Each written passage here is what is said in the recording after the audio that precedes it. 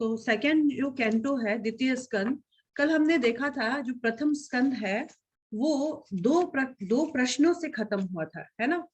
तो हमने क्या देखा था कि परीक्षित महाराज जो है सुखदेव गोस्वामी से बड़ी विनम्रता के साथ उनसे प्रश्न करते हैं कि कृपया मेरी दो जिज्ञासाओं को तुष्ट कीजिए। पहला तो था कि जन सामान्य लोगों का क्या कर्तव्य होना चाहिए, कैसे वो परफेक्शन को प्राप्त होंगे, और स्पेशली मरणशील व्यक्ति का क्या कर्तव्य है। और दूसरा प्रश्न था कि मनुष्य को क्या बोलना, सुनना, याद करना, स्मरण करना इत्यादि चाहिए, और क्या बोलना, स्मरण इत्यादि नहीं चाहिए, यानी क्या करना चाहिए मनुष्य को और क्या नहीं करना चाहिए, वो बताइए। तो पहला जो प्रश्न था वो था how to live, LIVE live, कैसे रहा जाए, और कैसे LEAVE लिव, कैसे छोड़ा जाए ये शरीर, है ना। तो उनका प्रश्न क्या था कि कैसे जन सामान्य लोगों का क्या कर्तव्य है जिससे वो पूर्णता को प्राप्त हो, यानी कैसे रहना चाहिए, how to live, LIVE live. और स्पेशली मुझे उसके कर्तव्य बताइए जो मरणशील है, यानी जो अपनी बॉडी को LEAVE लीव छोड़ने वाला है। तो लीव एंड लीव दोनों का हमको बताइए कैसे करना चाहिए, और मनुष्य को अपने जीवन काल में क्या कार्य करना चाहिए, क्या सुनना चाहिए, क्या बोलना चाहिए, क्या स्मरण करना चाहिए, और क्या नहीं करना चाहिए, ये दोनों बातें बताइए। तो इसके कॉन्टेक्स्ट में अब एक्चुअली सुखदेव गोस्वामी प्रथम बार बोलेंगे यहाँ पर। श्रीमद् भागवतम का जो पहला स्कंद था वो क्या था, सेटिंग था, प्रीफेस था। अब ये जो दूसरा स्कंद है, यहाँ से सुखदेव गोस्वामी जो है श्रीमद् भागवतम कथा जो है प्रारंभ करते हैं। तो कुछ बोलने से पहले जो सुखदेव गोस्वामी है उनके प्रश्नों को बड़ी विनम्रता से सुना, और उन्होंने जब प्रश्न का उत्तर देना चाहा तो सबसे पहले उन्होंने उन प्रश्नों को सराहा। क्या प्रश्न को सराहा, वरीयानेश ते प्रश्न कृतो लोकहितम नृपा, ओ नृपा, ओ राजन, आपके प्रश्न तो बहुत ही एक्सीलेंट है, महिमामय है, क्योंकि ये समस्त प्रकार के लोगों के लिए लाभप्रद है। आपके प्रश्न ही इतने उत्तम है, इसका उत्तर कितना उत्तम हो सकता है। इस प्रश्न का उत्तर श्रवण करने का मूल विषय है, ये जो मैं उत्तर दूंगा ना प्रश्न का, आपके इन प्रश्नों का जो उत्तर दूंगा वो एक्चुअली वही सुनने का मूल विषय है, वही सुनना चाहिए मनुष्य को। और समस्त आध्यात्मवादियों को इसको, मैं जो बोलूंगा ना, समस्त आध्यात्मवादियों ने इसे स्वीकार भी किया है, और यही एक्चुअली हमारा सुनने का सब्जेक्ट मैटर भी होना चाहिए। आपके प्रश्न बड़े उत्तम है, बड़ा सराहा। और इसके बाद पहला प्रश्न, उन्होंने पहला उत्तर देना जो स्टार्ट किया, तो पहले उन्होंने उत्तर दिया मनुष्य को क्यों क्या नहीं सुनना चाहिए, बोलना चाहिए, स्मरण करना चाहिए, क्या नहीं। तो उन्होंने श्लोका नंबर 2 से बताया कि श्रोतव्यादीनि राजेंद्र निणाम संति सहस्रश, जो लोग जनरल पीपल इन जनरल है ना, जो भौतिकवादी लोग हैं, हे सम्राट, ऐसे लोगों के पास बोलने के लिए, सुनने के लिए, स्मरण करने के लिए हजारों टॉपिक है, क्योंकि ये भौतिक लोग जो है ये परम सत्य के विषय में बिल्कुल अंधे हैं। इनको आत्म साक्षात्कार के विषय में कोई ज्ञान नहीं है। आत्म साक्षात्कार के प्रति अंधे होने के कारण ये नॉनसेंस टॉक, जो मंडेन टॉक है, मटेरियल टॉक, भौतिक संसारिक टॉक, इतना इनके पास टॉपिक है कि बात छिड़ने का देरी है, हजारों टॉपिक है। और ये जो लोग है ना, एक्चुअली ये गृहमेदी का जीवन के साथ स्टार्ट किए कि मनुष्य को गृहमेदी नहीं बनना चाहिए।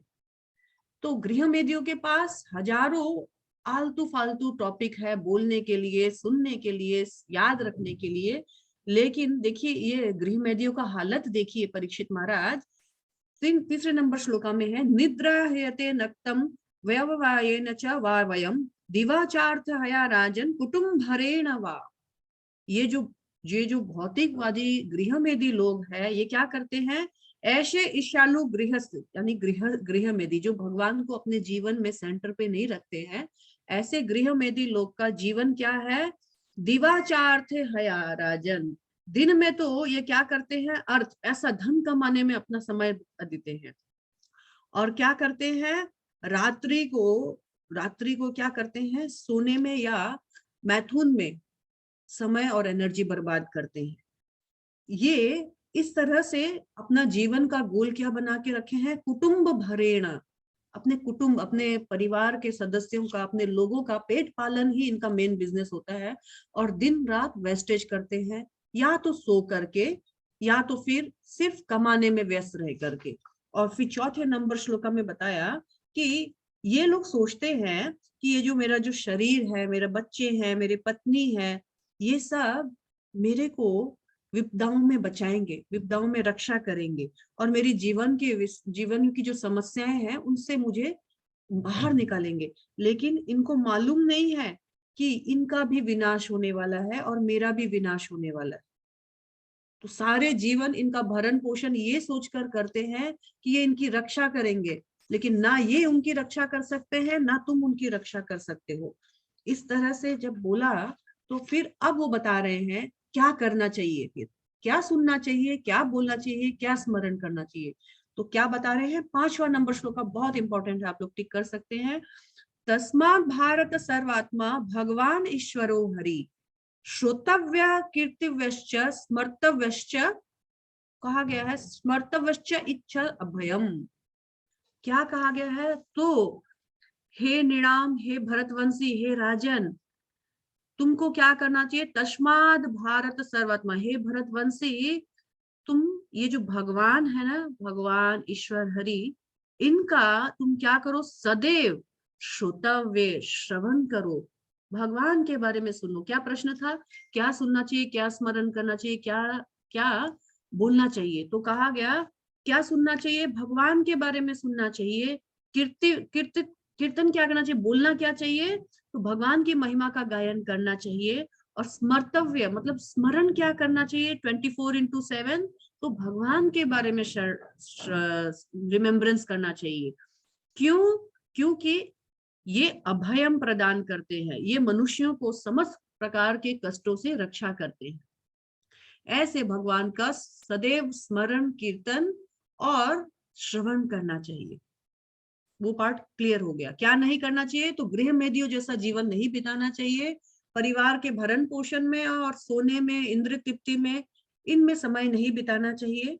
इनके पास हजारों टॉपिक होते हैं, नॉनसेंस टॉपिक, जिसमें ये सुनने में और बोलने में और स्मरण रखने में या स्मरण करने में अपना समय बर्बाद करते हैं।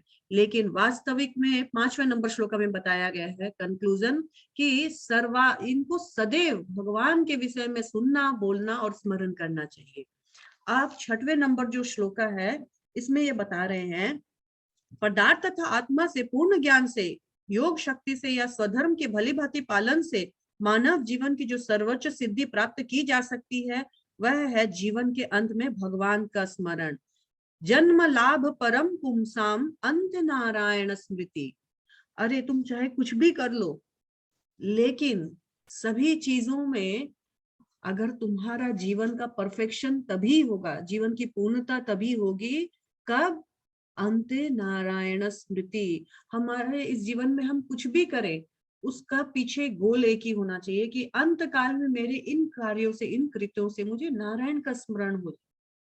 तो अंत काल में नारायण का स्मरण क्या होने से क्या होगा, हमारे जीवन का पूर्णता, जो हमारा जीवन का जो जर्नी है वो सक्सेसफुल हो जाएगा।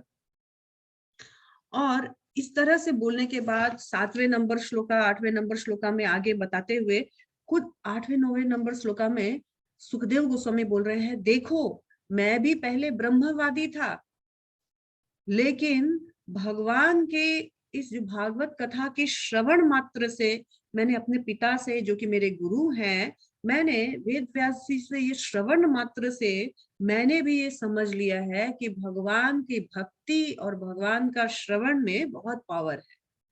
और फिर 10वें नंबर श्लोका में तो उन्होंने एक फाइनल कंक्लूजन ही दे दिया। 10वें नंबर श्लोका में देखते हैं उन्होंने क्या बताया, तो उन्होंने कहा, मैं उसी श्रीमद् भागवतम को आपको सुनाने जा रहा हूँ जो मैंने अपने पिता से सुना, जिसको सुनकर मैं ब्रह्मवादी से भक्त बन गया। मैं वही भागवतम आपको सुनाने जा रहा हूँ, क्योंकि आप भगवान कृष्ण के अत्यंत निष्ठावान भक्त है। जो व्यक्ति श्रीमद् भागवतम को पूरे मनोयोग से तथा सम्मान पूर्वक सुनता है, उसे मोक्षदायक परमेश्वर की अविचलित श्रद्धा प्राप्त होती है। मैं आपको अभी क्या सुनाने जा रहा हूँ? श्रीमद् भागवतम सुनाने जा रहा हूँ, क्योंकि आप परम भक्त हो। श्रीमद् भागवतम परम भक्तों के लिए है। वैसे तो भक्त अभक्त सबके कल्याणकारी के लिए, लेकिन भक्त इसको स्पेशल, इसमें अपना मनोयोग रखता है। और इसको सुनने से क्या लाभ होगा? यदि कोई इसको पूर्ण मनोयोग और सम्मान से सुनता है, इसको सुनने का दो क्राइटेरिया है, पूरा सम्मान with great respect, faith and respect, और पूरा मनोयोग ध्यान से यदि अटेंटिवली कोई सुनता है, तो उसे क्या होता है? मोक्षदायक परमेश्वर की अविचलित श्रद्धा प्राप्त होती है। मैं अभी आपको श्रीमद् भागवतम सुनाने जा रहा हूँ। और 11वें नंबर श्लोका में फिर उन्होंने बताया कि हे राजन, महापुरुषों के अनुगमन पर भगवान के पवित्र नाम का निरंतर कीर्तन उस समस्त लोगों के लिए सफलता का निसंशय तथा निर्भर मार्ग है, जो समस्त भौतिक इच्छाओं से मुक्त है, अथवा जो समस्त भौतिक भोग के इच्छुक है, उन लोगों के लिए भी जो दिव्य ज्ञान के कारण आत्मतुष्ट है। ये भगवान का श्री नाम जो है, हरि नाम जो है, समस्त शास्त्रों में और समस्त बड़े बड़े आचार्यों ने, महापुरुषों ने, इन्होंने कहा है कि भगवान का नाम और भगवान का श्रीमद् भागवतम का श्रवण, इससे मनुष्य को भगवान हरि नाम अनुकीर्तन, इससे मनुष्य को हरि नाम कीर्तन से क्या मिलेगा? तो समस्त प्रकार के भयों से वो और समस्त प्रकार के संशयों से मुक्त हो जाएगा। जब परीक्षित महाराज ने ऐसा सुना, हरि नाम इतना जरूरी है, भगवान की कथा इतनी जरूरी है, परीक्षित महाराज को रिग्रेट हुआ, दुखी हुए परीक्षित महाराज। अरे आपने तो बता दिया कि भक्ति बहुत इंपॉर्टेंट है और हरि नाम कितना इंपॉर्टेंट है, पर मेरे पास तो मात्र 7 दिन ही है। हे गुरुवर, मैं 7 दिन में कैसे ये भक्ति करूं भगवान की? तो सुखदेव गोस्वामी उत्तर देते हैं 12वें नंबर श्लोका में, देखो एक मुहूर्त भी काफी है भगवान के भजन के लिए। एक मुहूर्त ही काफी है, बहुत बड़ा जीवन, लंबा जीवन का कोई दरकार नहीं है। अगर किसी को अनुभव चेतना, किसी को सेल्फ रियलाइजेशन होता है, तो एक एक मुहूर्त यानी 48 मिनट्स अप्रोक्स बताया जाता है एक मुहूर्त को, इतना भी काफी है। देखो ना, खटवांग महाराज को देखो, जस्ट एक मुहूर्त उन्होंने लिया गॉड रियलाइजेशन में। अरे परीक्षित, तुम्हारे पास तो फिर भी 7 दिन है, तुम्हारे पास तो फिर भी बहुत समय है। कोई अगर एक मुहूर्त में, खटवांग महाराज एक मुहूर्त में अगर भगवान को की भक्ति को प्राप्त कर सकते हैं, भगवान के धाम को प्राप्त कर सकते हैं, तुम्हारे पास तो फिर भी 7 दिन है। क्यों चिंता करते हो? तुम 7 दिन में आराम से भक्ति कर सकते हो। और अब मैं तुमको बताता हूँ कि देखो, क्योंकि उस असेंबली में, उस सभा में अन्य बहुत लोग थे जो हो सकता है भक्ति को डायरेक्ट स्वीकार ना करे, क्योंकि वहां पर ध्यान योगी, ज्ञान योगी, कर्म योगी, ये सब बहुत जन थे। तो सबको ये बताना चाह रहे थे सुखदेव गोस्वामी कि भक्ति टॉपमोस्ट है। तो उसके लिए सबकी पंथा को लेकर के निचोड़ में भक्ति का सर्वश्रेष्ठ बताना चाह रहे थे। तो उन्होंने कहा कि देखो, कुछ लोग जो होते हैं भगवान को अष्टांग योग के द्वारा प्राप्त करना चाहते हैं। अष्टांग योग क्या है? उसमें 8 अंग होते हैं। उस योग के 8 अंग होते हैं। यम नियम, हमने बताया था क्लास में डिटेल में। यम नियम होते हैं कुछ रूल्स एंड कुछ डूज एंड कुछ डोंट्स। कुछ नियम मानना चाहिए, कुछ नियम करना चाहिए, कुछ नियमों को नहीं करना चाहिए, डूज एंड डोंट्स, यम नियम। उसके बाद होता है आसन। आसन यानी सिटिंग पोस्चर्स, कैसे बैठना है, एकदम स्ट्रेट, गर्दन ऊपर, आंख ना पूरी बंद ना खुली, आसन ना ज्यादा ऊंचा ना नीचा। इस तरह से सिटिंग पोस्चर्स पे पहले ध्यान दिया जाता है कि वो कभी ऐसे बैठेगा, कभी ऐसे। उसका क्या होता है, सिटिंग पोस्चर अगर सही रहता है तो कंसंट्रेशन अच्छा रहता है। तो सिटिंग पोस्चर के बाद आएगा प्राणायाम। अपनी सांसों को नियंत्रण करो, सांसों को कंट्रोल करना सीखो, सांसों पर कंसंट्रेशन करना सीखो। जब इस तरह से सांसों पे कंसंट्रेशन होता है, कुछ हद तक माइंड जो है, माइंड को कंट्रोल किया जा सकता है। अब प्राणायाम के बाद आ गया प्रत्याहार। पर प्रत्याहार में क्या होता है, तो जीव जो है अपने सेंसेस को और माइंड को कंट्रोल करना सीख जाता है। न ज्यादा खाता है, न कम खाता है, न ज्यादा सोता है, न कम सोता है, सेंसेस को बस में करना सीख जाता है। जब प्रत्याहार की स्थिति आती है तो बताया गया, जब प्रत्याहार की स्थिति आती है तो मनुष्य क्या होता है, 20 और 21 नंबर श्लोका में देखिएगा, 1 नंबर चैप्टर के 20 और 21 नंबर श्लोका में यहाँ पर बताया गया है, मनुष्य का मन सदैव रजोगुण द्वारा विचलित और तमोगुण द्वारा मोहग्रस्त रहता है, किंतु मनुष्य ऐसे धारणाओं को भगवान विष्णु के संबंध द्वारा ठीक से कर सकता है और इस तरह उससे उत्पन्न गंदी वस्तुओं को स्वच्छ करके शांत बन सकता है। जब प्रत्याहार होता है उसके बाद वो धारणा स्टेज में आता है। धारणा स्टेज में क्या होता है, वो तमोगुण और रजोगुण से मुक्त होकर सतोगुण में आता है, और सतोगुण में आने से धारणा स्टेज में क्या होता है कि वो उसका प्यूरिफिकेशन स्टार्ट हो जाता है। और प्यूरिफिकेशन स्टार्ट होने के बाद, हे राजन, स्मरण की इस पद्धति से भगवान के कल्याण पर साकार स्वरूप के दर्शन करने के अभ्यास में स्थिर होने से मनुष्य भगवान के प्रत्यक्ष आश्रय के अंतर्गत उनकी भक्ति को शीघ्र प्राप्त करता है। तो भगवान का आश्रय, भगवान के एक, वो अभी क्या हो गया है, धारणा में क्या होता है, एक रूप तय करता है। तो जब धारणा में आता है तो वो रजो और सतोगुण से परे, रजो और तमोगुण से परे सतोगुण में आ जाता है, और इस तरह से कलमश से, गंदगियों से शुद्ध होकर के भगवान का एक धारणा बांधता है, ध्यान के लिए एक धारणा बांधता है। तब परीक्षित महाराज बोलते हैं, अच्छा बताइए कि ये धारणा जो है, 22वें नंबर में श्लोका में 3 प्रश्न करते हैं। अच्छा बताइए कि ये धारणा किसके ऊपर आधारित होती है, कैसे किया जाता है, ये धारणाश्रय कौन है, और कैसे मन को सभी प्रकार के जो विशुद्धियां हैं उससे शुद्ध किया जा सकता है। तो फिर परीक्षित महाराज को सुखदेव गोस्वामी बताते हैं, देखो 2 प्रकार के योगी होते हैं। एक तो जो नियोफाइट, नव दीक्षित नया योगी होता है, तो उसका धारणाश्रय क्या होता है, विराट रूप, क्योंकि उसको उसके अभी पूरा शुद्धता आई नहीं है। तो ये जो भौतिक जगत है, इस भौतिक जगत में ही भगवान का ये सर है, भगवान की ये हड्डियां, ये जो माउंटेन्स है ये भगवान की हड्डियां हैं, ये नदियां हैं, ये भगवान का ये अंग है, अलग अलग अंग के साथ भगवान का वो एक धारणा बांधता है और इस तरह से उस पर ध्यान करता है। लेकिन ये एकदम नियोफाइड स्टेज में होता है। नियोफाइड स्टेज मतलब होता है बिल्कुल अभी नया है, अभी इसके अंदर भौतिक आसक्तियां बहुत है, डिजायर्स बहुत है, तो वो इस जगत को भगवान का शरीर के रूप में देखता है, और इस तरह से उसका ध्यान आश्रय कौन होते हैं, विराट रूप। तो ये बताने के बाद, इसके बाद वो बताते हैं सुखदेव गोस्वामी कि किस तरह से एक नव दीक्षित या नया आसक्त योगी, इसको बोलते हैं आसक्त योगी, किस तरह से इस संसार के अलग अलग चीज में विराट पुरुष का शरीर को देखता है, विराट पुरुष का शरीर को फॉर्मेशन को देखता है।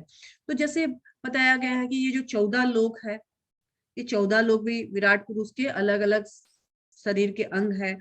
और तो और जैसे बताया गया है कि हम देखते हैं कि ये जो नदियां हैं, इस संसार में जो नदियां हैं, ये विराट पुरुष की सिरे हैं, नसें हैं। ये जो हम लोग जो पर्वत आदि देखते हैं, ये विराट पुरुष की हड्डियां हैं। हम लोग जो ये पेड़ पौधे देखते हैं, ये विराट पुरुष के हेयर्स, चूल है। हम लोग इस तरह से जो भी चीजें हम देखते हैं, तो विराट पुरुष का शरीर का एक एक अंग है। इस धारणा के साथ जो विराट रूप के ऊपर जो ध्यान करते हैं, ऐसे ध्यान आश्रय वाले नव दीक्षित लोग या आसक्त योगी जो है, उन पर ध्यान करते हैं। लेकिन जो थोड़े एडवांस है, वो विराट रूप पर ध्यान नहीं करते हैं। ये सिर्फ आसक्त योगी, जो अनासक्त योगी है, वो परमात्मा पर ध्यान लगाते हैं। उसके बारे में आगे बात बताएंगे वो। अब परीक्षित महाराज के मन में एक प्रश्न आ सकता है कि क्या कोई ध्यान लगा करके भगवान का दर्शन कर सकता है? तो बोला हाँ हाँ, ब्रह्मा जी भी किए हैं ऐसा दर्शन। लेकिन फिर श्लोका नंबर 2, चैप्टर नंबर 2 में आ गए हम लोग। चैप्टर नंबर 2 का श्लोका नंबर 2 में हम देखते हैं,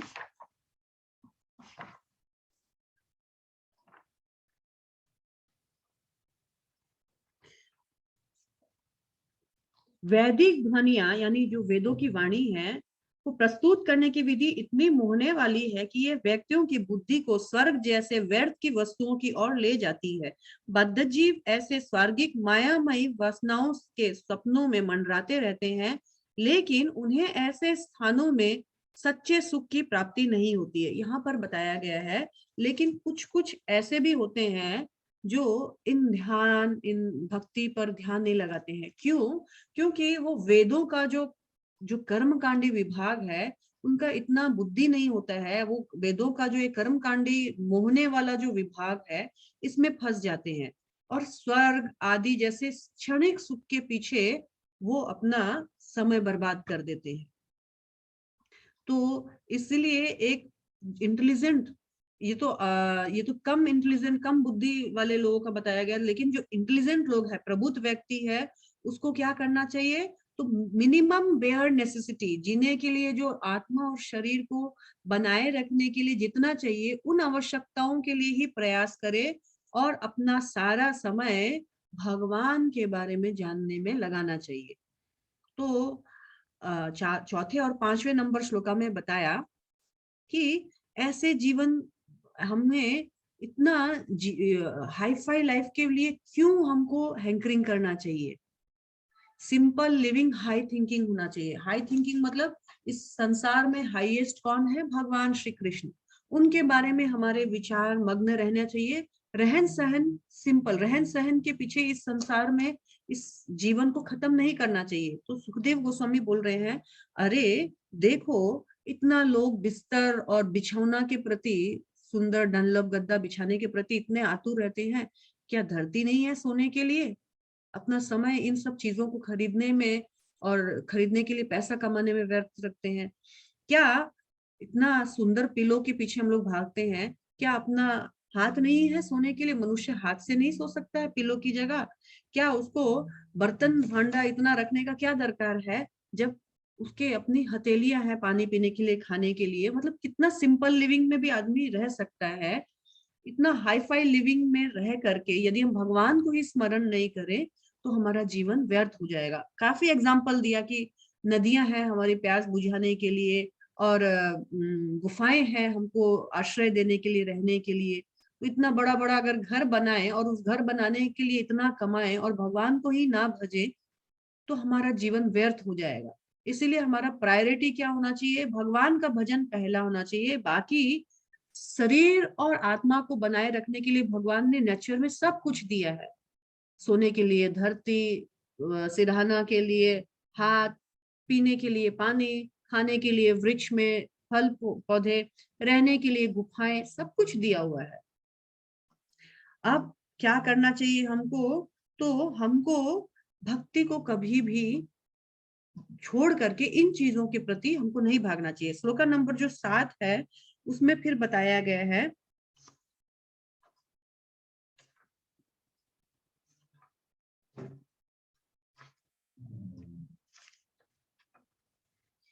निपट भौतिकतावादी के अतिरिक्त कौन ऐसा होगा जो यह देखकर कि जन सामान्य अपने कर्मों से मिलने वाले फलों के कारण क्लेशों की नदी में गिरे हुए हैं, ऐसे विचार की उपेक्षा करे और केवल क्षण भंगुर नामों को ग्रहण करे? ऐसा कौन होगा जो क्षणिक सुख के लिए भागेगा? जो बुद्धिमान व्यक्ति है वो तो क्षणिक सुख के पीछे ये इंपॉर्टेंट मनुष्य देह कभी खत्म नहीं करेगा। तो अब बता रहे हैं कि देखो, जो थोड़े एडवांस योगी है वो परमात्मा पे ध्यान लगाते हैं। तो परमात्मा का यहाँ 8 से 12 तक हमने देखा कि परमात्मा का बहुत सुंदर रूप का वर्णन किया गया है।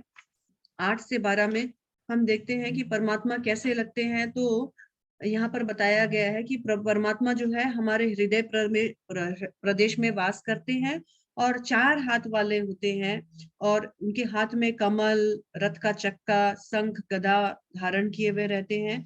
ऐसे परमात्मा पर ये जो एडवांस या अनासक्त योगी है वो ध्यान लगाते हैं, और ध्यान लगा के अपने आप को मनुष्य जीवन में परफेक्शन प्राप्त करते हैं। लेकिन वो फिर बोलते हैं, देखो, जिनके बहुत सारी भौतिक आसक्तियां है ना, उनको चाहिए कि भगवान के विराट रूप पर ध्यान लगाएं, क्योंकि हृदय अभी शुद्ध नहीं हुआ है। लेकिन जिनका हृदय शुद्ध हो गया है और जो अभी बड़े चढ़े एडवांस्ड हो गए हैं, जो अनासक्त है, वही केवल परमात्मा पर ध्यान लगाए। तो परमात्मा पे ध्यान लगाने के लिए क्या है?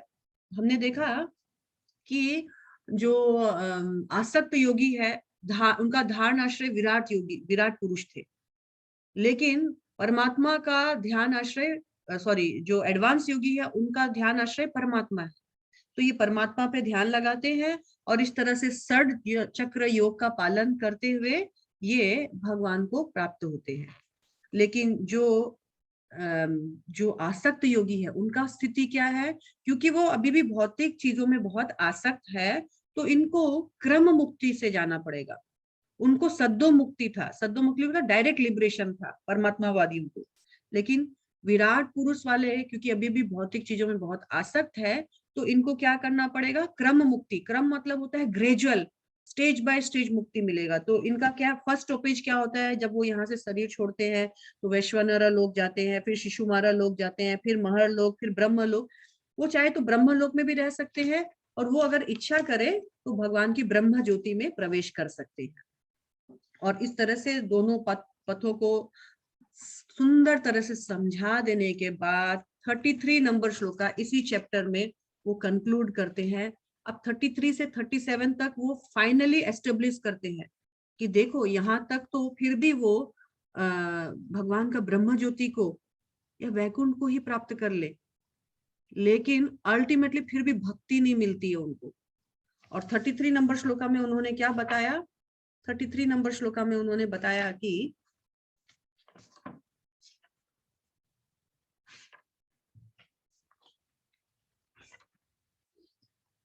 जो लोग भौतिक विश्व में भटक रहे हैं, बहुत इंपॉर्टेंट है, ये अनुवाद सुनिएगा। जो लोग भौतिक विश्व में भटक रहे हैं उनके लिए भगवान कृष्ण की प्रत्यक्ष भक्ति से बढ़कर मोक्ष का कोई अधिक कल्याणकारक साधन नहीं है, ऐसा सुखदेव गोस्वामी ने डिक्लेयर कर दिया फाइनली। यद्यपि तुम लोग इतना ध्यान आश्रय तुम विराट पुरुष पे ध्यान आश्रय करो, चाहे परमात्मा पे करो, पर जब तक तुम भक्ति नहीं करोगे तब तक तुम्हारा कल्याण का कोई अन्य दूसरा मार्ग नहीं है। इसलिए भगवान का भक्ति करो। और ऐसा मैं ही नहीं कहता, 34 नंबर श्लोका में बता रहे हैं, महापुरुष ब्रह्मा ने अत्यंत मनोयोग से वेदों को एक नहीं, दो नहीं, 3 बार पढ़ा और भली भांति परीक्षण करने के बाद वो इस निष्कर्ष पर पहुंचे। कौन? प्रथम जीव ब्रह्मा जी 3 बार वेदों को बहुत स्क्रूटिनाइजली पढ़ने के बाद वो इस निष्कर्ष पर पहुंचे, क्या? कि भगवान कृष्ण के प्रति आकर्षण या उनके प्रति रति ही धर्म की सर्वोच्च सिद्धि है। ना उत्पादे यदि रति, किसके प्रति? अधोक्षज के प्रति। तो इस संसार में हमने जो भी किया, क्या होगा? श्रम एव ही केवलम। ब्रह्मा जी ने भी कंक्लूड किया इसको। 3 बार पूरे वेदों को पढ़ने के बाद उन्होंने निचोड़ में बताया, भगवान कृष्ण की भक्ति के प्रति रति ही मनुष्य का सर्वोच्च धर्म है। ऐसा बताने के बाद फिर 35वें नंबर श्लोका में वो बता रहे हैं कि भक्ति जो है, 35वां नंबर श्लोक है, आत्मा के साथ भगवान कृष्ण के प्रत्येक जीव है। तो कहा भगवान श्री कृष्ण हर जीवात्मा के साथ है। इसको सिर्फ हमको क्या करना है, तो इसको हमको सिर्फ और सिर्फ अपना छोटा सा इंटेलिजेंट, थोड़ा सा बुद्धि लगा करके हम इस चीज को देख और अनुभव कर सकते हैं कि भगवान परमात्मा रूप में हर जीव के साथ है। और अगर हमको अच्छे से समझना है तो साधना भक्ति से हम इस चीज को समझ सकते हैं।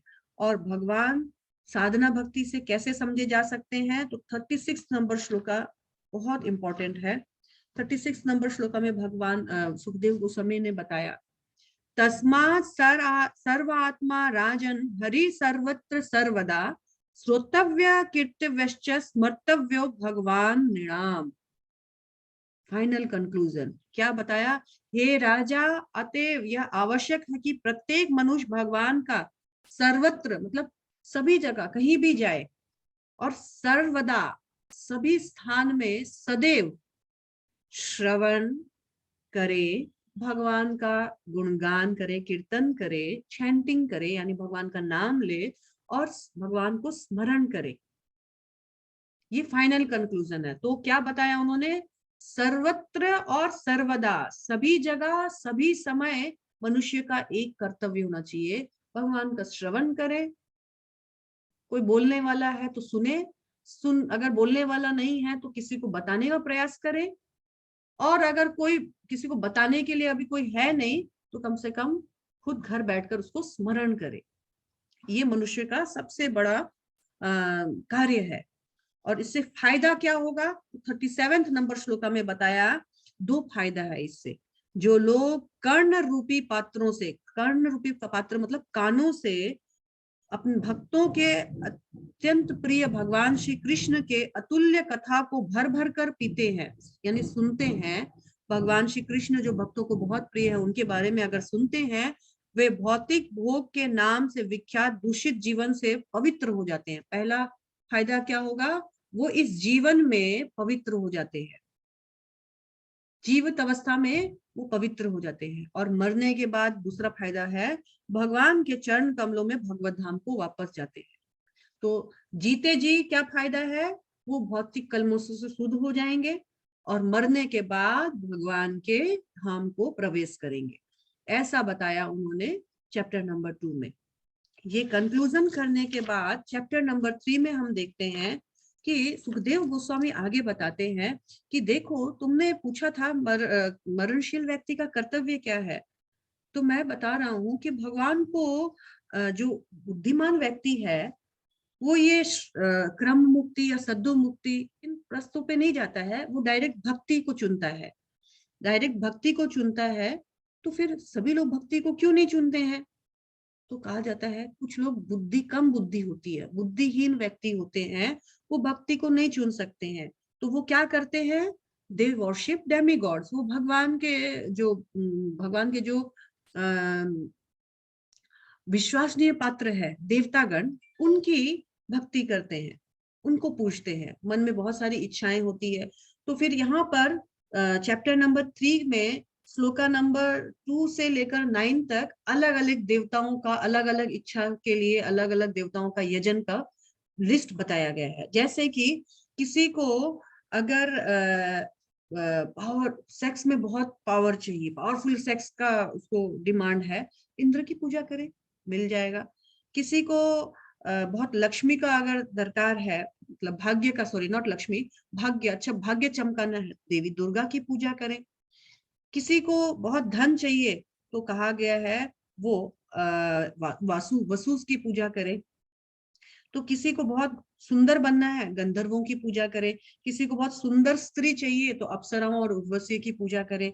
किसी को बहुत अच्छा बैंक बैलेंस चाहिए तो वरुण देव की पूजा करे। इस तरह से लिस्ट बताया गया है। आपकी जो इच्छा है उसके लिए प्रत्येक देवी देवता आपके सामने है।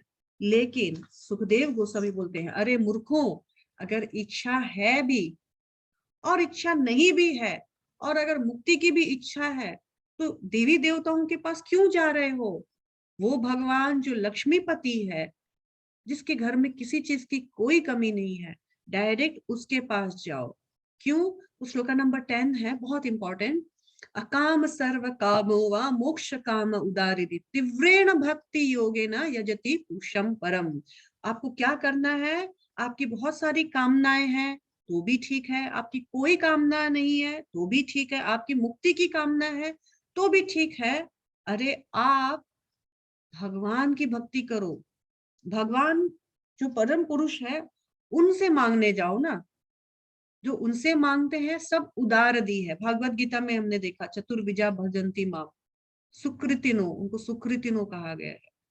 उदार दी, बहुत विशाल हृदय वाले हैं कि मांगने भी गए हैं तो भगवान से मांगे हैं, परम पुरुष से मांगे हैं, इधर उधर किसी से नहीं मांगे गए। तो कहा जाता है अब उनको क्या करना चाहिए?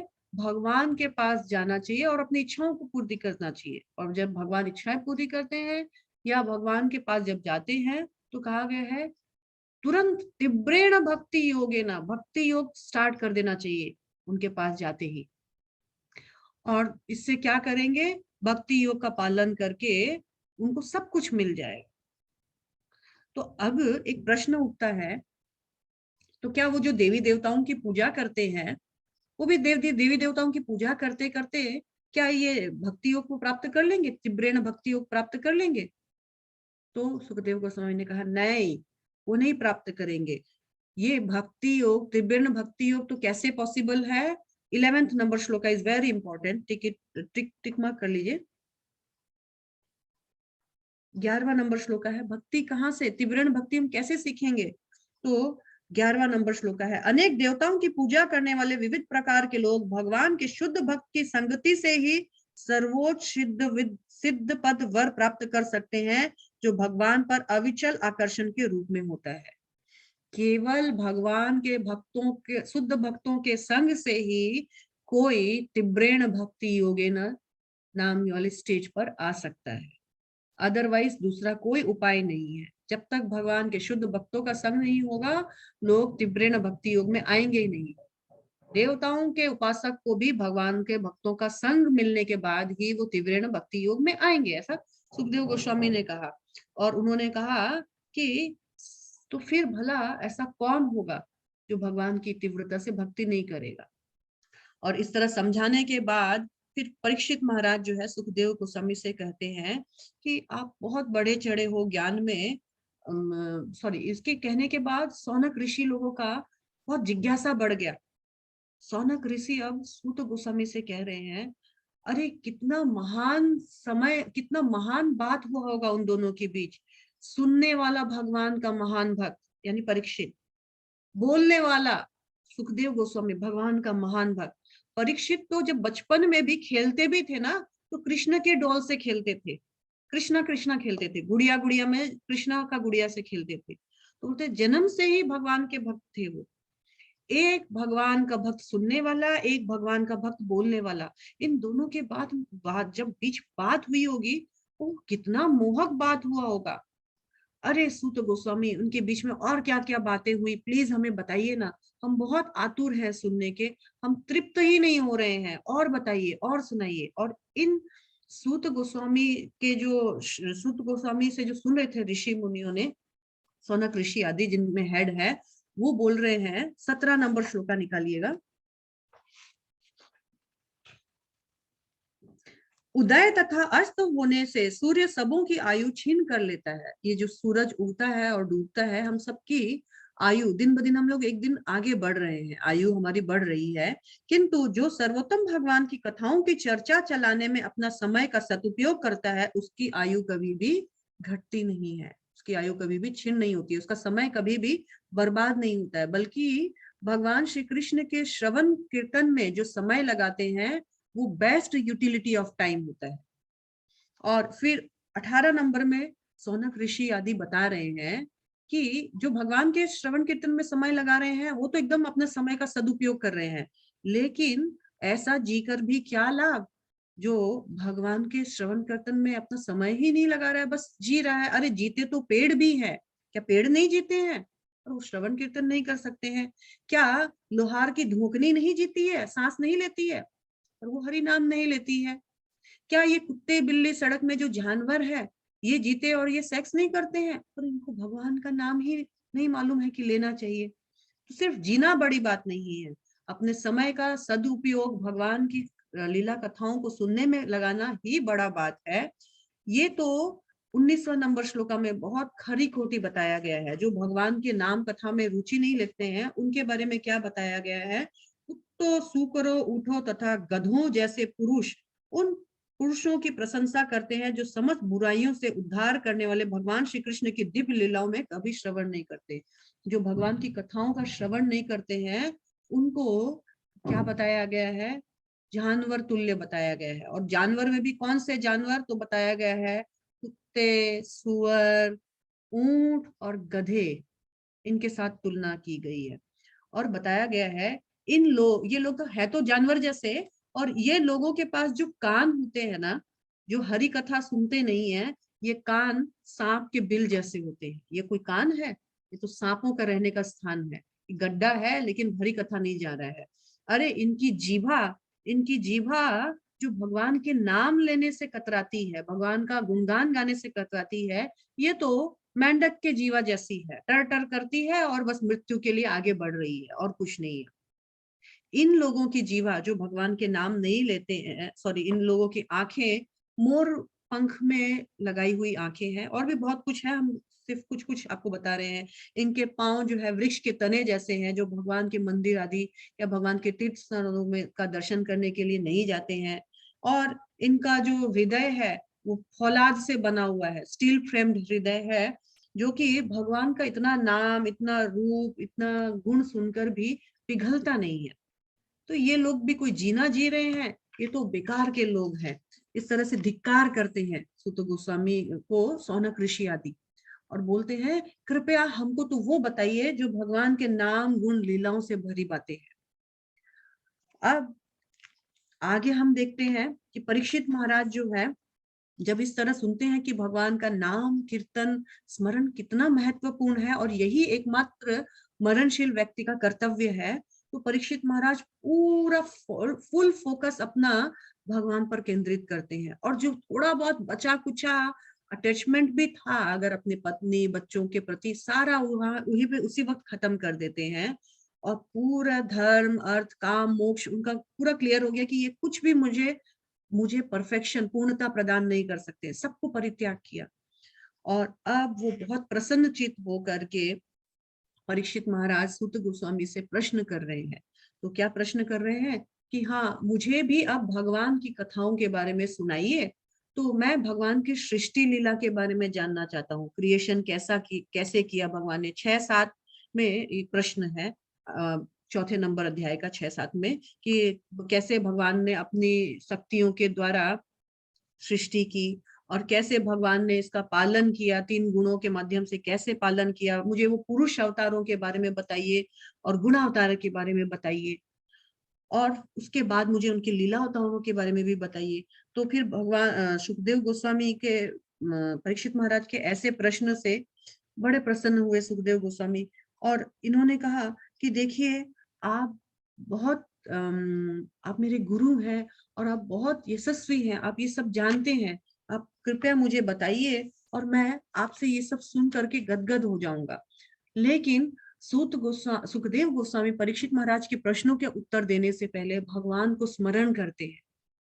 स्मरण करते हुए, एक्चुअली ज्ञान तो वो पहले से ही देना स्टार्ट किए थे, लेकिन तब उन्होंने भगवान का प्रार्थना नहीं किया। अचानक से अभी वो प्रार्थना करते हैं कि मैं तुम्हारे कोई भी प्रश्नों का उत्तर देने से पहले भगवान के सुंदर स्तुतियों से उनकी प्रार्थना करूंगा, फिर मैं प्रश्नों के उत्तर दूंगा। तो 11 से 15 नंबर श्लोका तक कंप्लीटली वो प्रार्थनाएं हैं, वो जो स्तुतियां उन्होंने गाई सुखदेव गोस्वामी ने।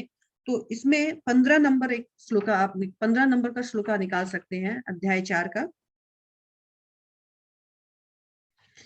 जत् कीर्तनम जत् स्मरणम जदीक्षणम, ये जो श्लोका है बहुत सुंदर श्लोका है। मैं उन सर्व मंगलमय भगवान श्री कृष्ण को सादर नमस्कार करता हूँ जिनके यशोगान स्मरण दर्शन वंदन श्रवण तथा पूजन से पाप करने वाले के सारे पाप फल तुरंत भूल जाते हैं। इतना पावरफुल है भगवान का नाम लेना, उनका स्मरण करना, उनका पूजन करना, उनका वंदन करना। हमारे पाप तुरंत संचित पाप जो है सारे नष्ट हो जाते हैं। और इस तरह से 18वां नंबर श्लोका में फिर वो बोलते हैं, सारी प्रेयर्स बहुत ब्यूटीफुल है क्योंकि हम सारांश कर रहे हैं। तो जो भी निम्न योनि में जन्म हुए, निम्न जाति में जन्म हुए जितने भी लोग हैं, जैसे किरात हून आंध्र पुलिन, ये सारे जो पाप कर्मों में रत रहते हुए जिन परम शक्तिशाली भगवान के भक्तों की शरण ग्रहण करके शुद्ध हो सकते हैं, यद्यपि ये निम्न कुल में जन्म हुए हैं, लेकिन सिर्फ भगवान के शुद्ध भक्तों का संग करके ये भी उत्तम हो जाएंगे। ऐसे भगवान जिनके शुद्ध भक्तों में इतनी शक्ति है, ऐसे भगवान को मैं प्रणाम करता हूँ। और फिर 20वां नंबर श्लोका देखते हैं हम।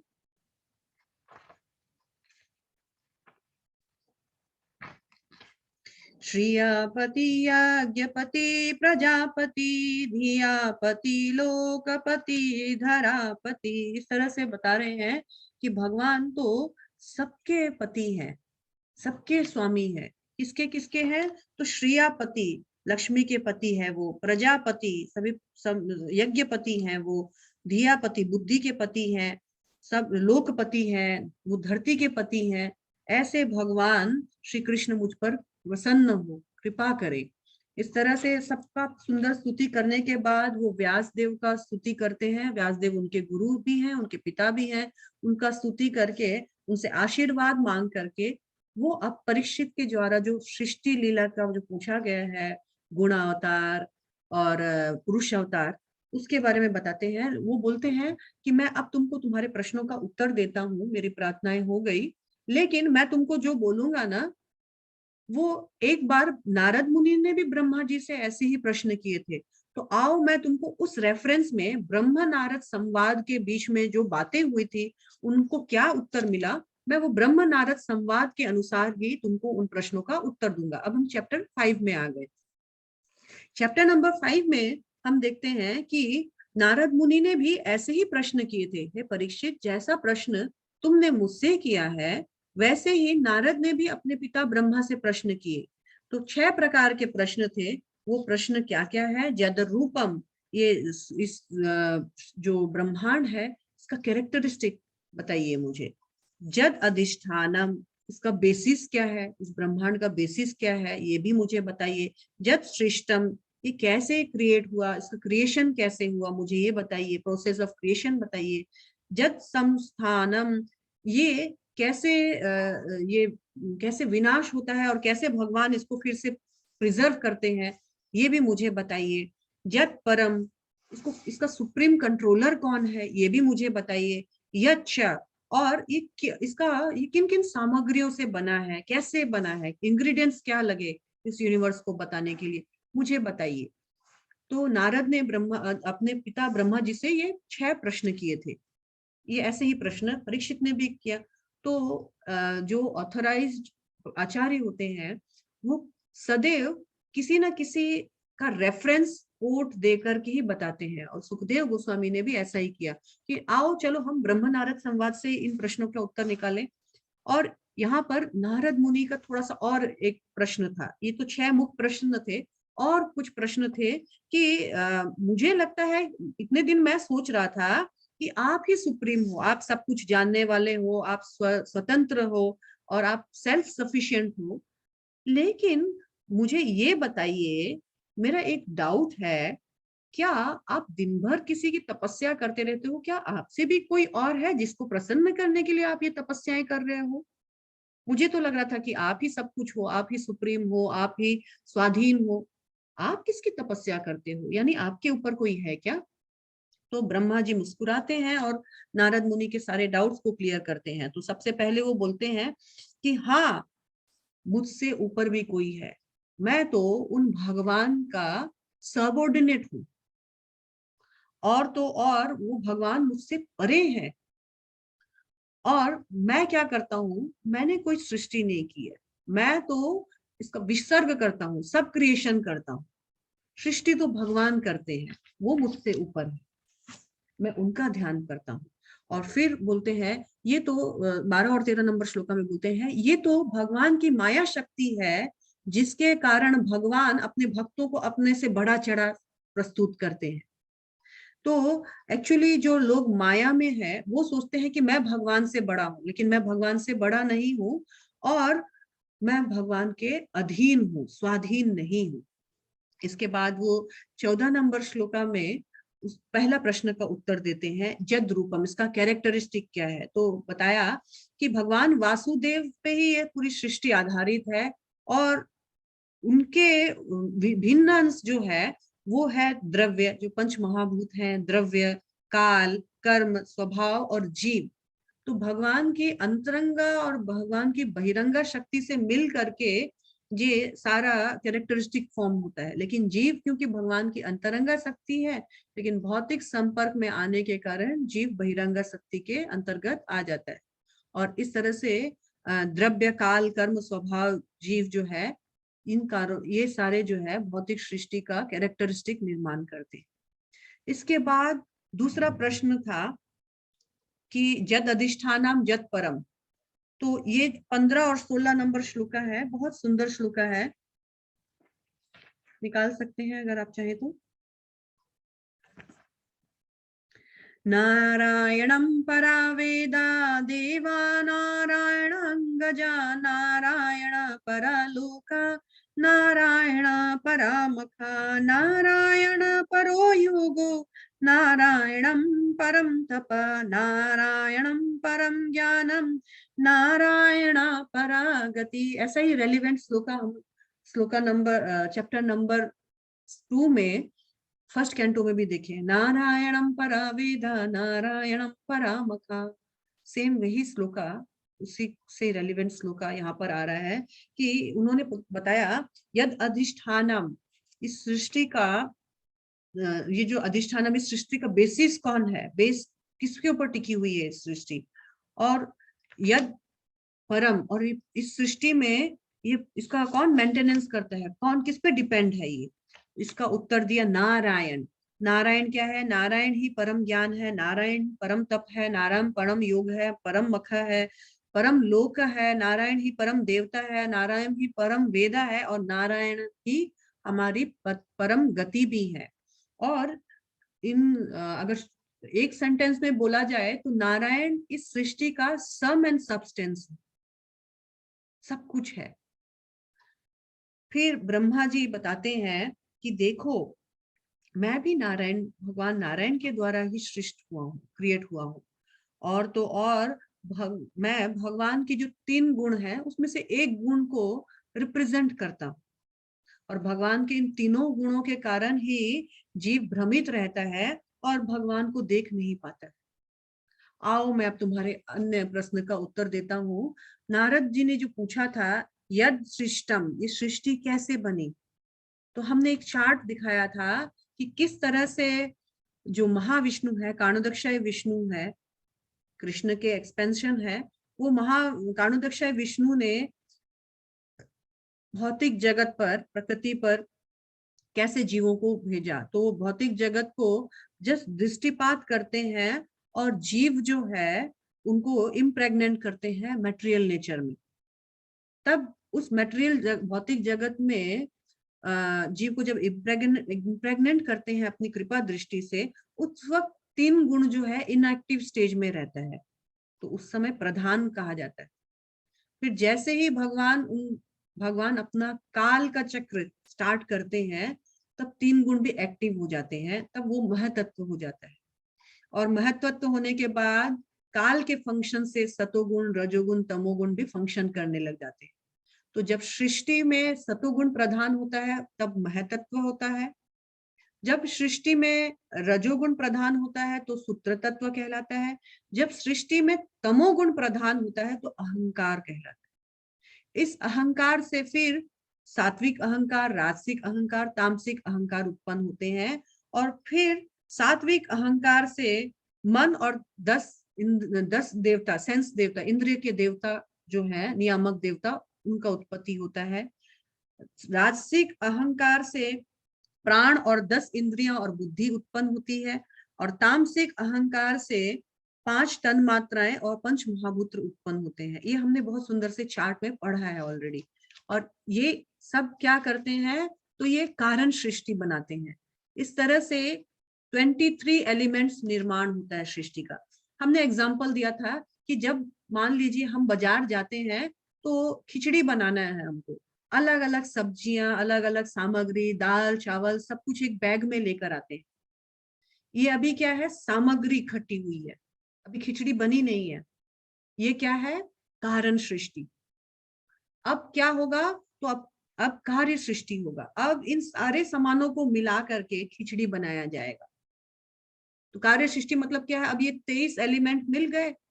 अब क्या करेंगे भगवान, इन 23 एलिमेंट को भगवान की जो कोहेसिव एनर्जी है, माया शक्ति है, उसके द्वारा मिलाएंगे और उसके बाद खुद गर्भोदक्षाय विष्णु के रूप में उसमें प्रवेश करेंगे, और फिर विराट रूप में इस सृष्टि में जो भी भौतिक जगत में जो चीजें हैं वो विराट रूप में वहां प्रस्तुत होंगी।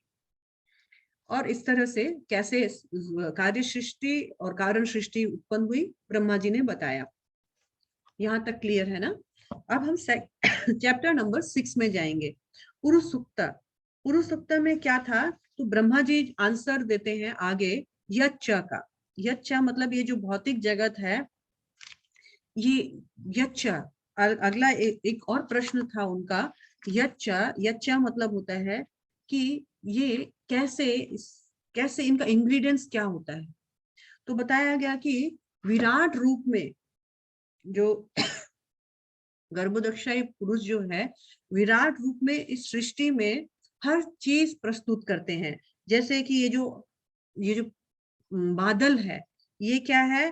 तो उनका बोलते हैं दाढ़ी और मूछ है बादल। तो उनका हमने देखा कि ये पर्वत है, ये इनकी हड्डियां हैं। तो जो नदियां हैं, जैसे जो जो समुद्र है वो विराट पुरुष का पेट है, नदियां उनकी सिरें हैं। एक एक चीज इस तरह से विराट पुरुष का एक एक अंग में, एक एक भौतिक जगत का ये सारा चीज जो है रिप्रेजेंट करता है। और फिर ब्रह्मा जी बोलते हैं कि यहाँ तक कि मैं, शिव और भी अन्य जितने भी जीव हैं, ये सब भगवान के द्वारा ही उत्पन्न हुए हैं वास्तव में। और भगवान ही इस जगत के इफेक्टिव कोज एंड रिमोट कोज हैं। और भगवान इस जगत के भीतर और बाहर सभी जगह उपस्थित भी है। ये जो भौतिक जगत है भगवान की एक पाद विभूति है, जबकि भगवान का आध्यात्मिक जगत त्रिपाद विभूति कहलाता है। हमें याद है कि इसको भी हमने चार्ट से किया था। एक पाद विभूति मतलब भगवान की 1/4 जितना भी मेटेरियल क्रिएशन है उसका 1/4 पार्ट। त्रिपाद विभूति मतलब भगवान का बाकी का 3/4 पार्ट। तो इसमें क्या डिफरेंस है एक पाद और त्रिपाद में? तो एक पाद विभूति मतलब समझ गए भगवान का ये भौतिक जगत, त्रिपाद विभूति मतलब भगवान का आध्यात्मिक जगत। त्रिपाद विभूति में जन्म मृत्यु का चक्र नहीं है, पर एक पाद विभूति में जन्म मृत्यु का चक्र है। इसके बाद जो त्रिपाद विभूति में कोई भी भय भय नाम का कोई वस्तु नहीं है, लेकिन इस भौतिक जगत में पद पद पर भय, लोग डरते हैं। वहां पर अविद्या नहीं है, यहाँ पर अविद्या के कारण लोग अपना सब कुछ भूलते जाते हैं। वहां पर जीवात्मा सोल जो है, आत्मा असंख्य है, यहाँ पर कंपैरेटिवली बहुत कम है, क्योंकि वहां 3/4 है तो ज्यादा होगा ना, यहाँ पर 1/4 है तो कम होगा। वहां पर वो सच्चिद आनंद जगह है, और यह यहाँ पर पे सच्चिद आनंद नहीं है। तो हमने देखा कि आध्यात्मिक जगत के बारे में बताया और इस भौतिक जगत के बारे में भी बताया। ये भौतिक जगत सिर्फ 1/4 है और आध्यात्मिक जगत इससे बहुत बड़ा है भगवान का। और इसके बाद हमने देखा कि ये आध्यात्मिक जगत किसके लिए बना हुआ है? तो जो अज्ञानता में रहना चाहते हैं और जो अपना भोग विलास में रहना चाहते हैं, इसके लिए भौतिक जगत है। लेकिन जो भगवान के भक्ति कर कर इस जगत से छूटना चाहता है, वो भगवान की त्रिपाद भूमि में चला जाता है। आगे इस तरह सब कुछ बताते हुए यद अधिष्ठानम, ये प्रश्न एक रह गया कि ये अधिष्ठानम, ये इसका आधार क्या है? तो भगवान नारायण ही इसके आधार है। और ये यद परम, ये किस पर डिपेंड है? तो बोल रहे हैं कि सब कुछ भगवान ने जो मेंटेनेंस का जो भार है विष्णु रूप में खुद पर लिया है। मैं सृष्टि करता हूँ और शिव जो है संहार करते हैं, लेकिन मेंटेनेंस का, इस सृष्टि का मेंटेनेंस का भार भगवान विष्णु ने खुद लिया है। अब ब्रह्मा जी नारद को बोलते हैं, देखो मैंने भगवान के बारे में तुमको जो बताया तो है, लेकिन ये पॉसिबल नहीं है कि मैं भगवान के बारे में सब कुछ बता सकता हूँ, क्योंकि मैं भी सब कुछ नहीं जानता हूँ और मैं भी बहुत थोड़ा सा ही जानता हूँ। भगवान के बारे में सब कुछ जानना और बताना इतना पॉसिबल नहीं है। 34 नंबर श्लोका में बताया, 34 नंबर श्लोका निकालिए एक बार इसी चैप्टर का, 6 नंबर का 34 नंबर चैप्टर। हे नारद, चूंकि मैंने भगवान हरि के चरणों को अत्यंत उत्कंठा के साथ पकड़ रखा है, अतएव मैं जो कुछ कहता हूँ वह सब असत्य नहीं होता। न तो मेरे मन की प्रगति कभी अवरुद्ध होती है, न ही मेरी इंद्रियां कभी भी पदार्थ की क्षणिक आसक्ति से पतित होती है, क्योंकि मैंने भगवान को अपने हृदय में धारण किया हुआ है। तो आगे ब्रह्मा जी बताते हैं कि एक्चुअली ये जो सृष्टि है ये भगवान की ही देन है, और भगवान ही इसको 3 पुरुष अवतार और 3 गुण अवतार के रूप में इसको कंट्रोल करते हैं। अब बहुत हो गया, अब मैं तुमको लीला अवतार के बारे में बताता हूँ। भगवान के लीला अवतार के बारे में आगे बात हो रही है। तो यहाँ पर लीला अवतार के बारे में हमने देखा कि भगवान के असंख्य अवतारों के बारे में यहाँ बताया गया है। जैसे मोस्टली हम देखते हैं कि कुछ पूरा 39 नंबर श्लोका तक लीला अवतार चलेगा। 39 नंबर श्लोका तक लीला अवतार में वराह अवतार, भगवान का कपिल जो चतुष्कुमार अवतार है, पृथु अवतार है, इसका छोटा छोटा डिटेल्स के साथ हमने पढ़ा था। कूर्म अवतार, मत्स्य अवतार, हयग्रीव अवतार, वामन अवतार, धनवंतरी अवतार, रामचंद्र का अवतार, कृष्ण और बलराम का अवतार, व्यास देव के रूप में भगवान आए, बुद्ध के रूप में आए, कल्कि के रूप में आए और गुणावतार के रूप में आए। गुणावतार में भगवान 3 गुण जो है, सतोगुण, रजोगुण और तमोगुण, इसका रिप्रेजेंट जो है ब्रह्मा, विष्णु और महेश के रूप में करते हैं। तो ब्रह्मा जी जो है सृष्टि करते हैं और ब्रह्मा जी रजोगुण को होल्ड करते हैं, विष्णु इसका पालन करते हैं और विष्णु सतोगुण को संभालते हैं, और रुद्र यानी शिव जी जो है वो तमोगुण को रिप्रेजेंट करते हैं और इस कारण से वो भगवान का तमोगुण को संभालते हैं और संहार के कार्य में भगवान की व्यवस्था को संभालते हैं। विष्णु उन्होंने बताया कि अगर कोई विष्णु को जानता है या समझता है तो कहा गया है अपने बलबूते पे तो नहीं, लेकिन यदि कोई भगवान यदि उस पर कृपा कर दे तो ही समझ सकेगा। यहाँ तक कि अनंत से अनंत फनों से अनंत समय से भगवान की अनंत गुणगान को गा रहा है, अभी तक वो गुणगान कर करके भी खत्म नहीं हुए हैं। भगवान के इतने गुणगान, इतने लीला, इतने अवतार हैं और वो भी भगवान को पूर्ण रूप से व्यक्त नहीं कर पाए, तो हम और आप क्या समझ पाएंगे। कहा है भगवान को समझने के लिए एक क्राइटेरिया 42 नंबर श्लोका में दिया गया है। 6वां नंबर श्लोका का 42 नंबर श्लोका में क्या क्राइटेरिया दिया गया है, तो वो क्राइटेरिया है कि 7वें नंबर चैप्टर का 42 नंबर श्लोका निकालते हैं। क्राइटेरिया दिया गया है इसमें, किंतु यदि भगवान की सेवा में निश्चल भाव से आत्मसमर्पण करने से परमेश्वर की किसी पर विशेष कृपा होती है, यानी कोई अगर भगवान की सेवा में नियुक्त है और भगवान उस पर कृपा करेंगे तो वह मोह के दुर्लभ सागर को पार कर सकता है और भगवान को जान सकता है। किंतु इस शरीर के प्रति जिसे अंत में कुत्ते तथा सियार का भोजन बनना है, आसक्त जन ऐसा नहीं कर सकते। केवल भगवान के प्रेमी भक्त भगवान की सेवा के द्वारा ही और वैष्णवों की सेवा के द्वारा ही भगवान को समझ सकते हैं। जो भगवान और वैष्णवों की सेवा नहीं करते हैं वो इस जन्म में भगवान को नहीं समझ सकते हैं, ऐसा ब्रह्मा जी ने कहा। सिर्फ भगवान के शरणागत भक्त ने ही भगवान को से ही समझा जा सकता है। तो ऐसा कोई है क्या?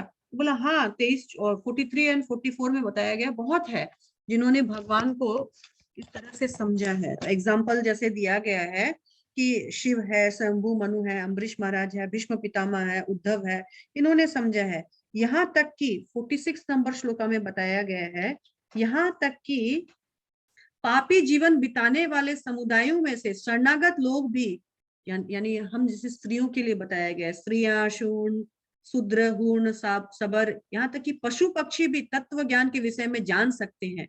वे भगवान के शुद्ध भक्तों की शरण में जाकर तथा भक्ति पथ पर उनके पद चिन्हों पर चलकर माया की चुंगल से छूट सकते हैं।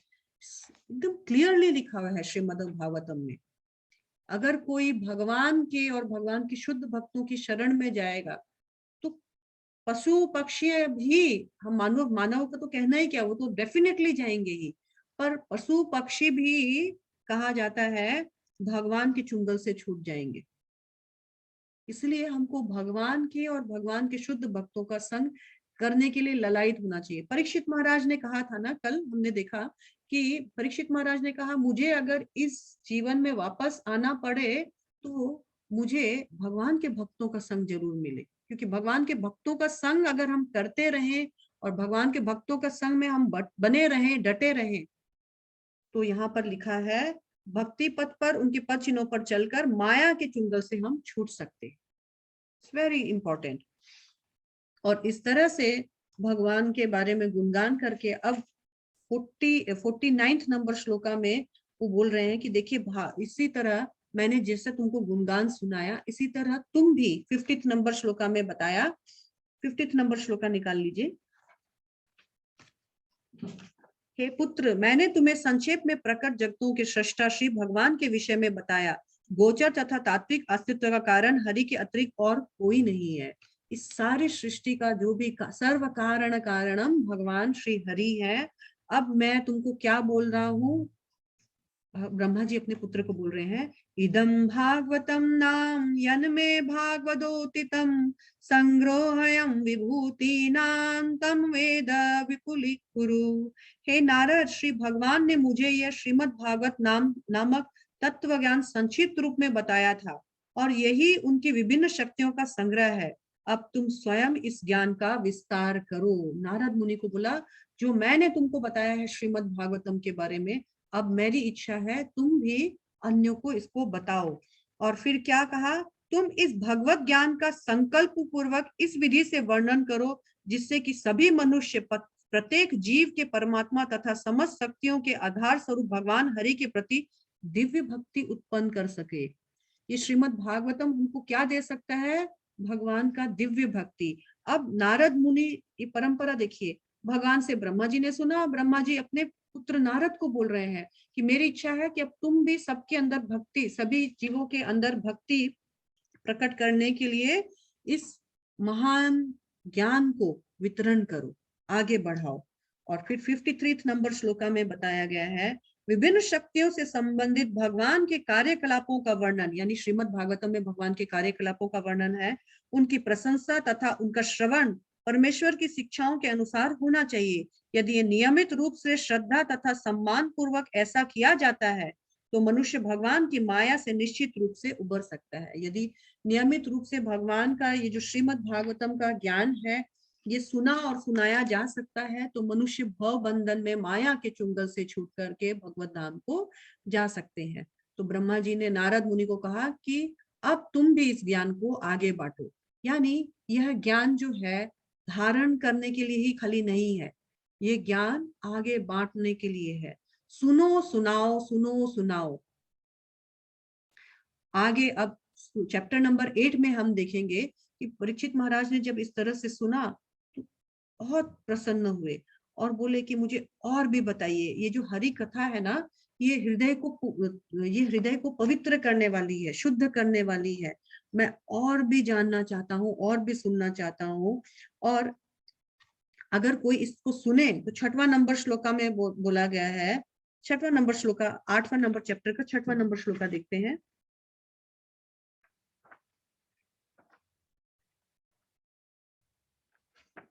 अगर कोई नित्य रूप से भगवान का श्रवण कथन करता है तो क्या है, धोतात्मा पुरुषम कृष्ण पाद मूलम न मुच्यन्ति।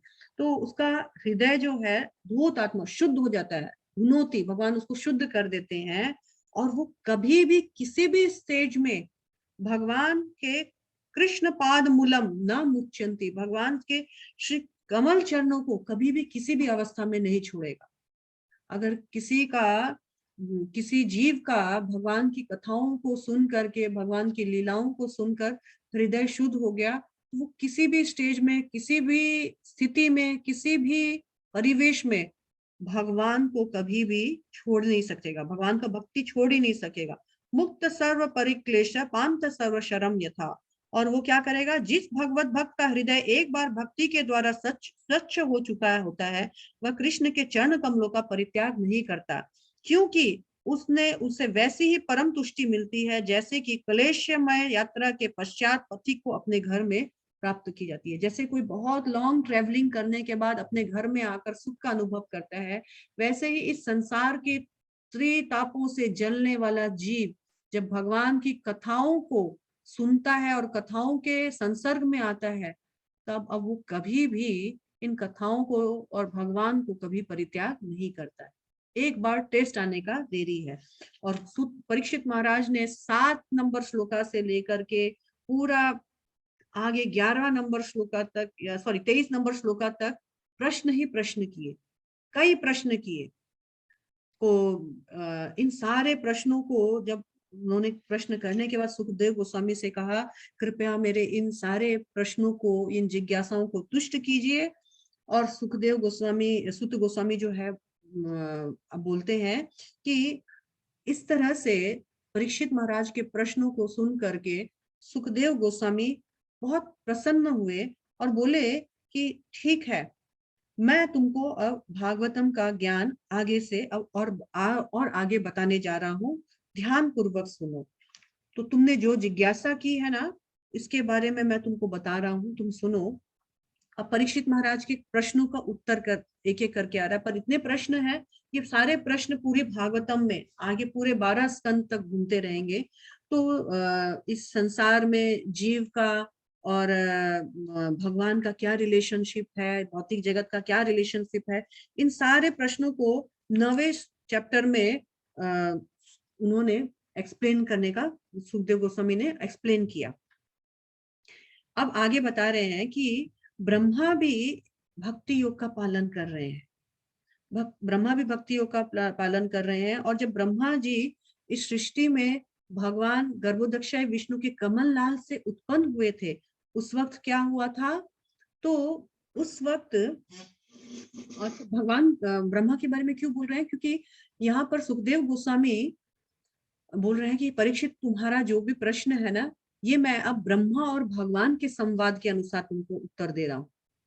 तो क्या हुआ, ब्रह्मा जी जब गर्भोदक्षाय विष्णु के गर्भ से उत्पन्न हुए, तो वो पूरा ऐसे उत्पन्न होने के बाद में पूरे कमल लाल में देख रहे हैं बार बार कि मैं कहाँ से आया, मेरी उत्पत्ति कहाँ से हुई, कुछ समझ में नहीं आया। सिर्फ उनको तप तप करके शब्द सुनाई दिए 2 बार, तप तप। और वो कहा गया है कि वो 1000 दिव्य युगों तक तपस्या करने लग गए। 1000 दिव्य युगों तक जब तपस्या की, तो भगवान का उन्होंने सबसे पहले वैकुंठ का दर्शन किया। भगवान ने उनको वैकुंठ का दर्शन कराया, बड़ा सुंदर वैकुंठ और वैकुंठ वासियों का दर्शन हुआ। और हम यहाँ पे देखते हैं कि किस तरह से भगवान का सुंदरता का भी दर्शन हुआ। वहां पर उन्होंने देखा कि लक्ष्मी देवी जो है साक्षात भगवान की सेवा में लगी हुई है। ब्रह्मा को बड़ा हर्ष उल्लास हुआ। भगवान का उन्होंने देखा कि भगवान जो है ब्रह्मा जी के साथ हैंडशेक कर रहे हैं, बहुत इंटरमीडिएट एकदम रिलेशनशिप उनका हो रहा है।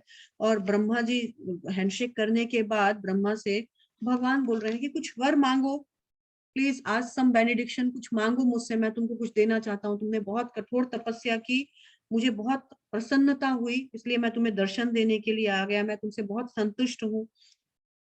ये जो मेरा दर्शन है, ये इतना आसान नहीं है सबके लिए प्राप्त करना, मेरा मेरा वैकुंठ का दर्शन। लेकिन तुमने मेरे कहने पर मेरे आदेश का पालन किया और कठोर तपस्या की, इसलिए मैं बहुत प्रसन्न हूँ, कुछ वरदान मांगो। ये तपस्या जो है एक्चुअली मेरा हार्ट एंड सोल है, मैं इन तपस्याओं से बहुत प्रसन्न होता हूँ। तो हमने देखा था कि प्रभुपाद बोलते हैं कि मनुष्य जीवन जो है तपस्या के लिए बना है। ऋषभ देव भी अपने पुत्र को बोलते हैं तपो दिव्य पुत्र का।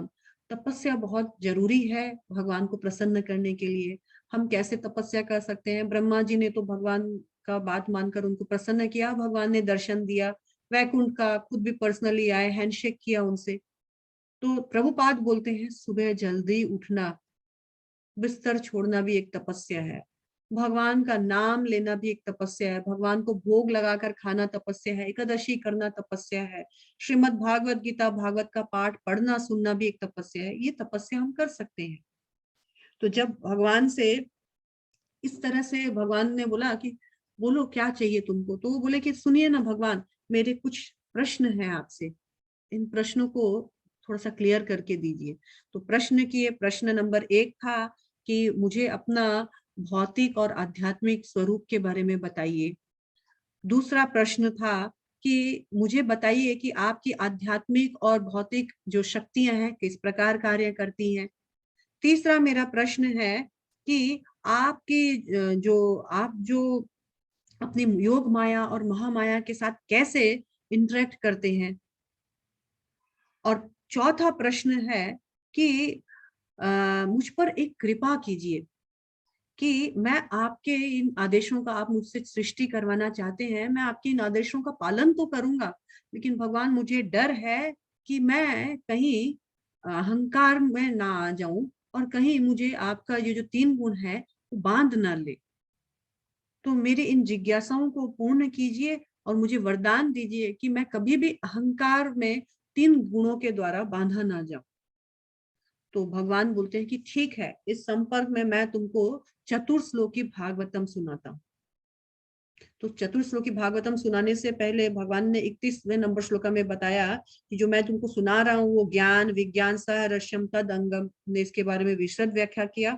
और फिर भगवान बोलते हैं कि देखो चतुर्श्लोकी भागवतम में पहला प्रश्न का उत्तर था, please tell me about your material and spiritual forms.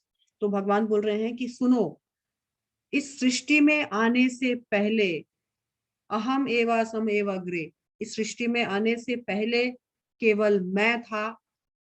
इस सृष्टि में जो तुम देख रहे हो क्रिएशन, वो भी मैं ही अभी संभाल रहा हूँ। और इस सृष्टि का जब संहार हो जाएगा, जब कुछ भी नहीं रहेगा, तो भी मैं ही रहूंगा।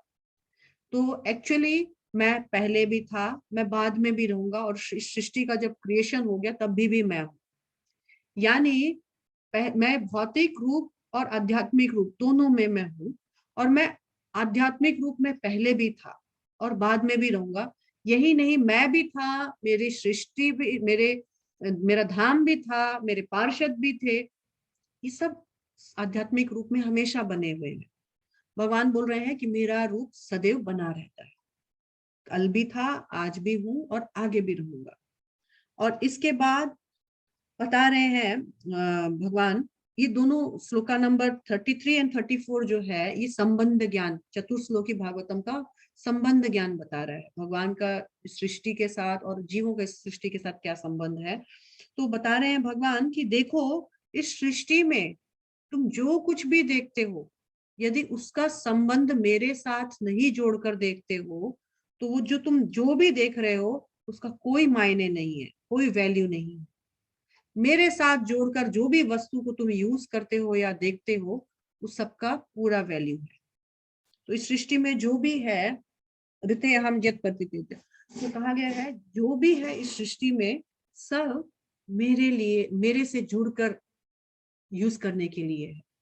हमने इसमें युक्त वैराग्य का बहुत अच्छा एक्सप्लेनेशन किया था।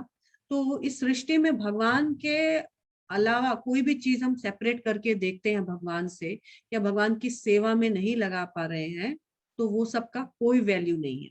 लेकिन भगवान की सेवा में हर वस्तु को यूज कर पा रहे हैं, तो वो वस्तु भी ट्रांसेंडेंटल आध्यात्मिक बन जाती है।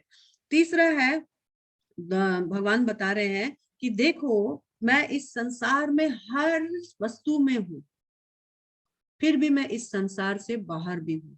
यानी मैं इनसाइड एंड आउटसाइड, इस सृष्टि में सभी वस्तुओं के भीतर हूं, पर इस सृष्टि के बाहर भी हूं। और मेरे शुद्ध भक्त मुझे इस तरह से हर जगह, सृष्टि के भीतर, सृष्टि के बाहर, सर्वत्र सर्वदा देखते हैं। यानी मैं सभी जगह विराजमान हूँ। ये जो है भगवान का प्रयोजन ज्ञान साबित करता है ये श्लोका। और चौथा नंबर जो 36 नंबर जो है, वो है भगवान की भक्ति के बारे में, कि जिसे ये चीज समझ में आ जाती है, वो साधना के द्वारा मुझे प्राप्त करने का प्रयास करता है। और यही एकमात्र साधना या भगवान की भक्ति ही एकमात्र ऐसा उपाय है जिससे जीव, या तुम, ब्रह्मा जी ने खुद के लिए बोला ना, मैं कभी बंधन में, मुझे कभी अहंकार नहीं पड़ जाए, मुझे कभी बंधन में ना आ जाऊं, मैं कभी आलसी ना बन जाऊं। तो ये बताया गया है कि मुझे जब कोई समझ जाए, तो मुझे प्राप्त करने के लिए वो भक्ति मार्ग, साधना मार्ग जो है, वो उसका प्रोसेस स्टार्ट करता है, जिससे कि वो सभी प्रकार के अहंकार, सभी प्रकार के जो गुण, सभी प्रकार के बंधन सबसे मुक्त हो जाता है। तो ब्रह्मा जी पूछते हैं कि मैं आपके इस चतुश्लोकी का पालन कैसे करूं। तो भगवान ने कहा, जस्ट मैंने जो बताया है उसको एक्सट्रीम कंसंट्रेशन, फुल कंसंट्रेशन के साथ उसको तुम सुनो और उसको पालन करो। तुम कभी भी इस भौतिक जगत में, माया के चंगल में, अज्ञानता के चंगल में नहीं पड़ोगे। और इस तरह ब्रह्मा जी को बताने के बाद भगवान वहां से अंतर्ध्यान हो गए। और ब्रह्मा जी भगवान का जो सृष्टि कार्य जो है, जिसको बोलते हैं उपसृष्टि कार्य, उसको करने में अपना लग गए। अभी ये जो चतुश्लोकी जो भागवत गीता है, किस तरह से ब्रह्मा जी तक आया, ब्रह्मा जी ने नारद को दिया और नारद को बोला कि तुम इसको आगे बढ़ाओ। और नारद फिर आगे नारद व्यासदेव को देते हैं, व्यासदेव फिर सुखदेव गोस्वामी को देते हैं, सुखदेव गोस्वामी परीक्षित महाराज को सुना रहे हैं।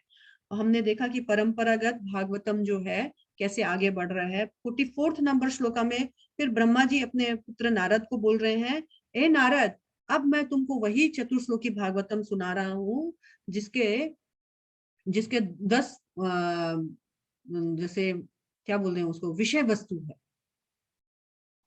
और हमने ये जो बताया, ये जो पार्ट पढ़ा, ये ऑलरेडी नारद को हमने देखा कि ब्रह्मा जी ने बता दिया था, नारद ब्रह्म संवाद में हम देख रहे थे। तो अभी ये 10 विषय वस्तु क्या है भागवतम के, तो 10 विषय वस्तु जो है हमने देखा, अत्र सर्ग विसर्ग, श्लोका नंबर 2 है। सर्ग मतलब क्रिएशन, विसर्ग मतलब सब क्रिएशन। सर्ग जो है, सर्ग पार्ट जो है भगवान का महाविष्णु और गर्भोदक्षय विष्णु तक होता है। विसर्ग जो है वो आगे ब्रह्मा जी संभालते हैं। स्थानम, सभी लोगों को स्थान दिया जाता है। पोषणम, इसका पोषण कैसे होता है। मनवंतर, कौन कौन मनु कब कब आएंगे, क्या क्या चेंजेस आएगा। उति मतलब इम्पटेस ऑफ एक्टिविटी, कैसे एक्टिविटीज को फोर्स मिलता है करने के लिए। ईशानु कथा, यानी भगवान और भगवान के शुद्ध भक्तों की कथाएं हैं इसमें। निरोध, यानी कैसे इस सृष्टि का वापस से संहार हुआ, कैसे ये सृष्टि वापस महाविष्णु के अंदर प्रवेश की। और मुक्ति, मुक्ति के बारे में हम पढ़ेंगे। और आश्रय, इस सृष्टि का परम आश्रय कौन है, भगवान श्री कृष्ण ही इस सृष्टि का परम आश्रय है, इसके बारे में भी हम पढ़ेंगे। ये सारा जानने के बाद फिर आगे हमने देखा था कि सर्ग और विसर्ग का छोटा सा इसमें एक्सप्लेनेशन मिला। किस तरह से विराट पुरुष को जब खाने की इच्छा हुई तो एक एक अंग बनता गया, जब उनको खाने और पीने की इच्छा हुई तो जीवा बनी, फिर उसके नियामक देव बने, फिर उसका उससे कैसे ग्रोस एलिमेंट जो है यानी पानी का कैसे उत्पत्ति हुआ। इस तरह से विराट पुरुष को जो जो इच्छा हुई उस तरह से एक एक शरीर का अंग निर्माण हुआ, उस शरीर का नियामक देव हमने देखा था, अधिभूत, अधिदेहिक, अधिदेविक। और फिर किस तरह से पंच महाभूत उत्पन्न हुए, किस तरह से तन मात्राएं उत्पन्न हुई, ये सब हमने देखा। और फिर किस तरह से विसर्ग हुआ। और अब सुखदेव गोस्वामी बोल रहे हैं, सॉरी सूत गोस्वामी बोल रहे हैं कि अब मैं तुमको भगवान के पाद्मकल्प के बारे में बताऊंगा। तभी सूत गोस्वामी को बीच में रोकते हुए सोनक आदि बोलते हैं, पाद्मकल्प के बारे में थोड़ा देर बाद में सुनते हैं ना भगवान, हे गुरुवर थोड़ा देर बाद में पाद्मकल्प का सुनते हैं। आप हमें वो बताइए ना जो आपने बताया था कि विदुर घर छोड़ के चले गए थे फर्स्ट कैंटो में, थोड़ा सा वो हमको बताइए ना, विदुर क्यों घर छोड़ के गए थे, विदुर का घर छोड़ने का, विदुर और मैत्रेय के बीच में क्या संवाद हुआ, विदुर का घर छोड़ने का फिर वापस आने का कारण क्या हुआ, और विदुर ने तीर्थ यात्राओं में क्या क्या कार्य किए थे, कृपया मुझे बताइए ना प्लीज। यह ऐसा बोलने के बाद सुखदेव गोस्वामी बहुत प्रसन्न हुए। अरे ठीक ऐसा ही तो परीक्षित ने भी पूछा कि मुझे कल्प, जो भगवान का जो पद्म कल्प है उसके बारे में थोड़ा बाद में बताइएगा, मुझे विदुर मैत्रेय संवाद बताइए ना प्लीज। तो मैं बहुत प्रसन्न हूँ क्योंकि परीक्षित महाराज को भी सुखदेव गोस्वामी पद्म कल्प के बारे में बाद में बताते हैं, पहले विदुर मैत्रेय संवाद बताते हैं। तो ठीक है, कोई बात नहीं है, हम आगे विदुर मैत्रेय संवाद करेंगे। ऐसा कह करके यहाँ पर सेकंड कैंटो जो है